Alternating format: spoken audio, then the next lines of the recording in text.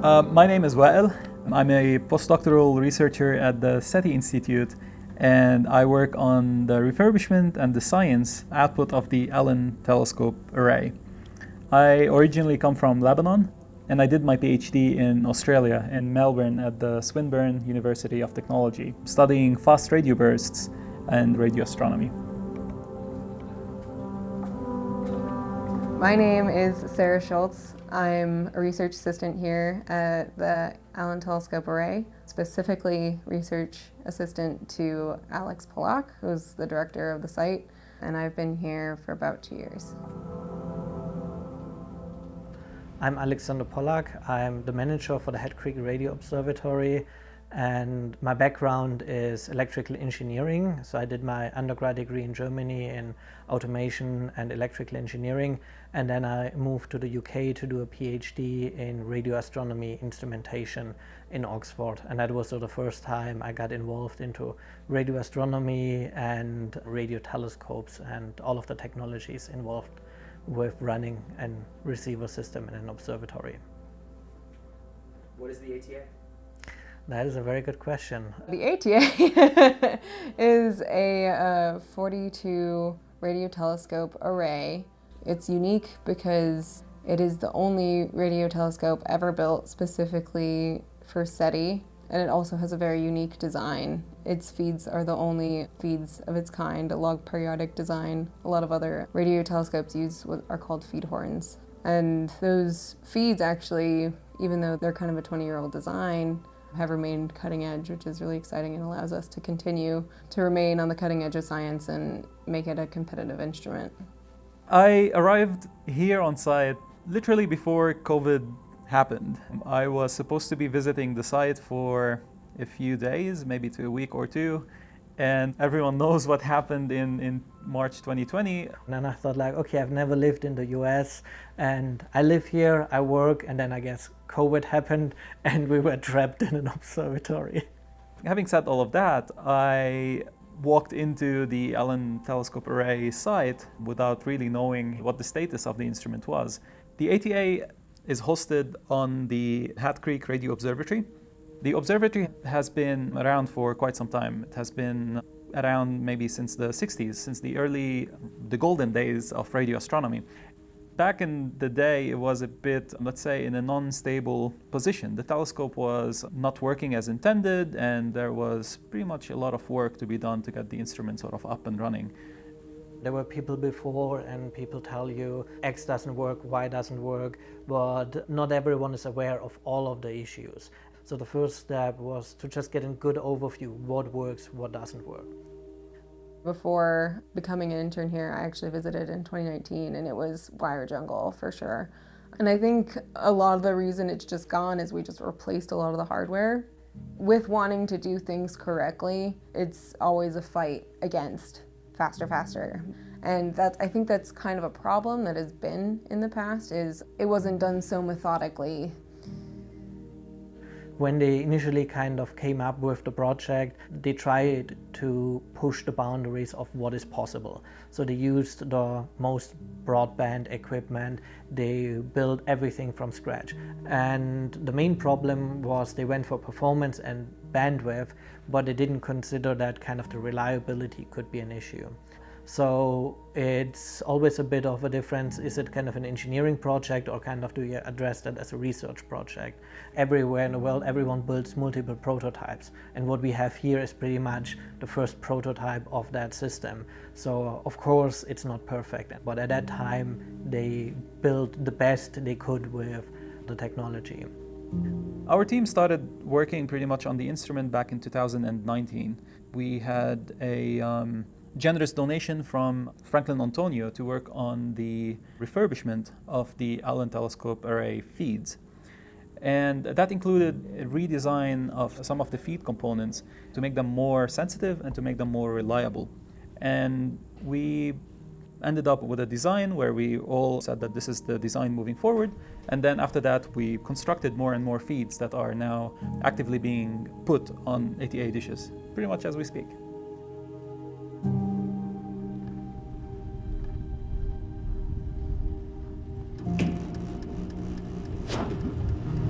So we're now at antenna 3C, and if we look inside, we can see our Antonio feed, and that's the second version feed installed in the ATA, and that's the one where we did most of the refurbishment work on. And it's designed in a way that lower frequencies couple in at the wider peaks or the longer triangles here, and the higher frequencies couple in on the front. And what you hear in the background, and you can feel when you touch the feed, the vibration, is our cryo cooler. So that entire pyramid is cooled down to around 70 Kelvin. Out for shorter people.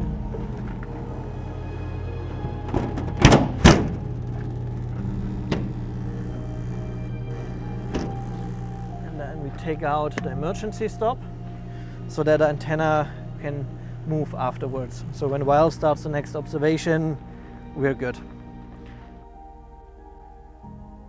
The technology which we developed through the refurbishment program, that's basically something where other observatories can utilize the technology we developed. In the past, everything was custom hardware, and we are now at a point where we use just off-the-shelf GPUs, off-the-shelf compute nodes to do all of the processing, which simplifies a lot of the development and makes it also portable to other instruments.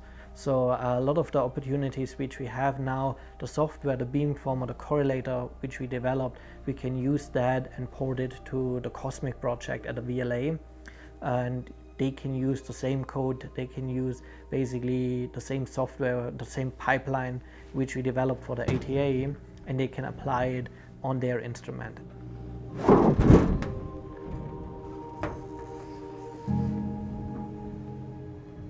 So if we look at that feed, so that's a new prototype which we developed.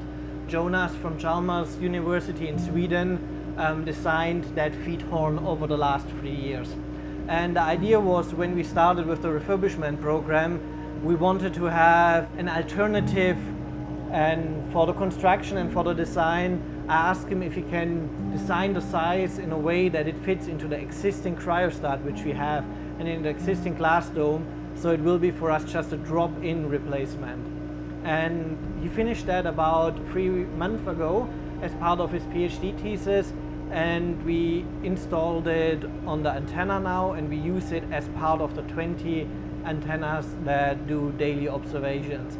And as far as we can tell, it even performs a little bit better to the log periodic, and if it proves to be good and if we don't see any failures, it's a good example for an alternative for new receivers on the remaining telescopes.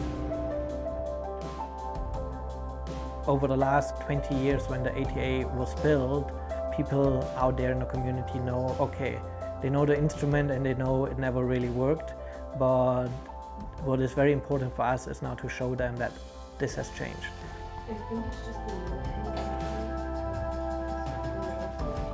I was supposed to be a 3-month internship person.